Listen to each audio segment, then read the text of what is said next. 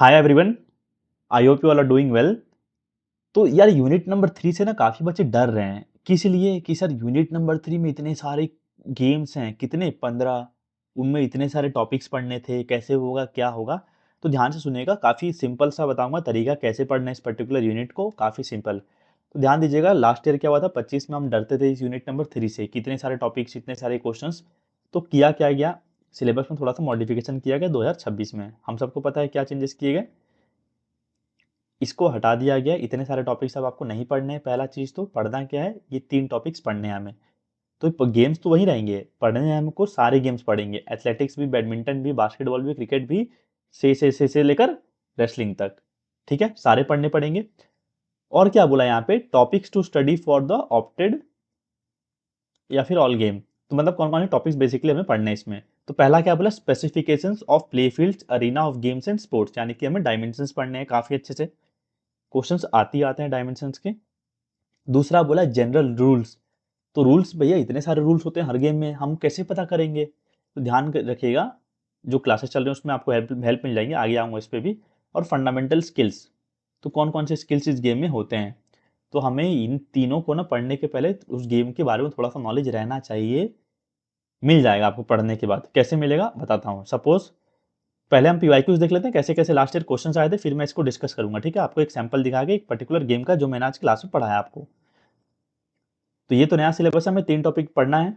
अब देखिए यहाँ पे क्वेश्चंस पूछा है, मान लीजिए एक स्विमिंग का क्वेश्चन पूछा है, पहला ही क्वेश्चन, वाटर का टेम्परेचर क्या रहता है भैया स्विमिंग पूल में। घुमा फिरा के क्वेश्चन पूछा है पहला इन्होंने। फिर यहाँ पे क्या पूछा है, यहाँ पे आ गया आपका डायमेंशन का क्वेश्चन, दिख रहा है आपको, बास्केटबॉल का डायमेंशन पूछ लिया। अब यहाँ पे क्या पूछा है, कौन से ऐसे गेम्स है जिसमें बॉडी बैलेंस का इंपॉर्टेंट रोल प्ले करेगा मोटर परफॉर्मेंस पे।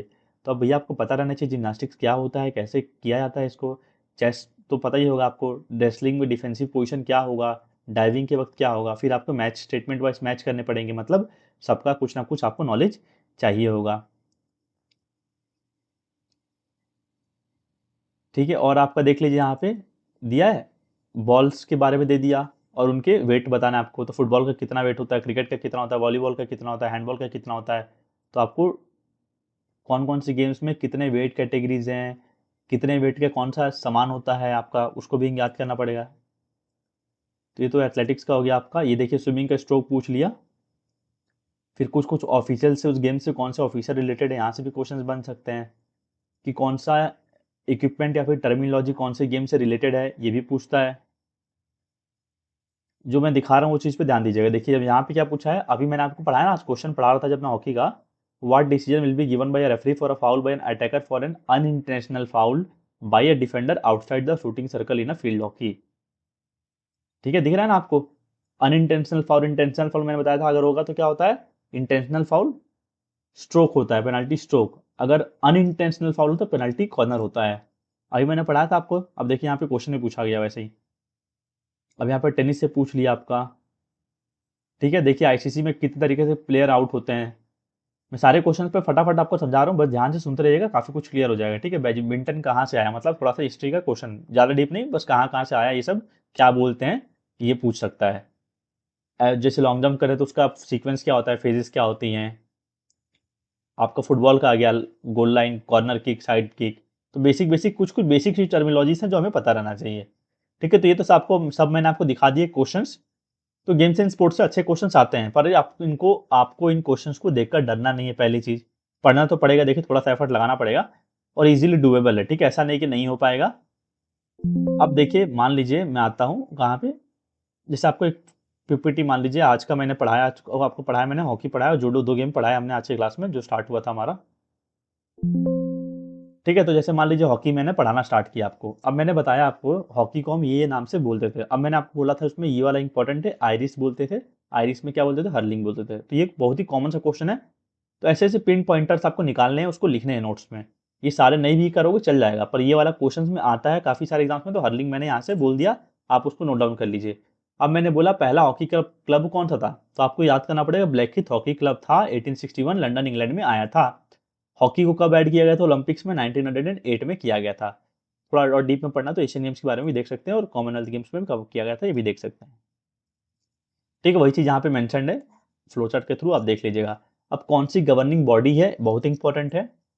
हॉकी इंटरनेशनल की कौन है, एफआईएच है, और इंडिया की कौन है, हॉकी इंडिया है। फिर मैंने क्या बताया था आपको, यहाँ पे मेंस के कोच कौन है इंडियन हॉकी टीम के, क्रेग फुलटन है। क्यों इंपॉर्टेंट है, क्योंकि लेटेस्टली अपॉइंट किया गया है। वुमेन्स कोच आपका हरिंदर सिंह है।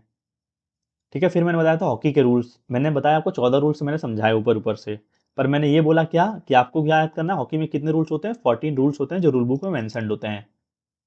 फिर मैंने बताया डायमेंशंस, मोस्ट इंपॉर्टेंट है डायमेंशंस, बता रहा हूँ आपको, बहुत ही ज़्यादा इंपॉर्टेंट है। आपको दिया है साइड लाइन कितना होता है 91.40 मीटर, बैक लाइन कितना है होता है 55 मीटर। फिर आपको दे दिया डी का डिस्टेंस दे दिया, मान लीजिए पेनल्टी स्ट्रोक का डिस्टेंस दे दिया, गोल पोस्ट का डिस्टेंस दे दिया, डायमेंशन दे दिया कितना रहता है, तो लेंथ रहता है 2.14, विड्थ रहता है आपका 3.66 मीटर। फिर डॉटेड डी हो गया, कितना डिस्टेंस रहता है डी और डॉटेड डी का 5 मीटर का रहता है। तो ये सारे आपके डायमेंशंस हो गए जो मैंने आपको आज बताया।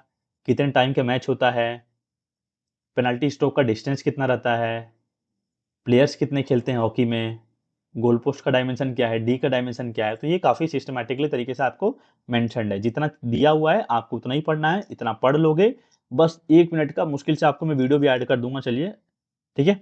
अब यहाँ पे देखिए अपैरेटस दे दिया मैंने, हॉकी बॉल का सरकमफेरेंस और वेट कितना होता है, आया था ना क्वेश्चन लास्ट अभी मैं दिखा रहा था। तो हॉकी स्टिक का वेट कितना क्रॉस नहीं करना चाहिए, कितना हाइट क्रॉस नहीं करना चाहिए, क्लियरली मेंशन्ड रूल बुक में, उसको आपको देखना पड़ेगा।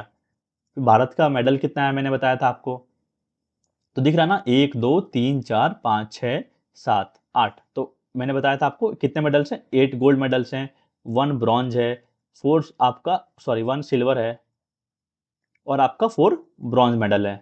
तो कितने हो गए, 13 मेडल्स हैं।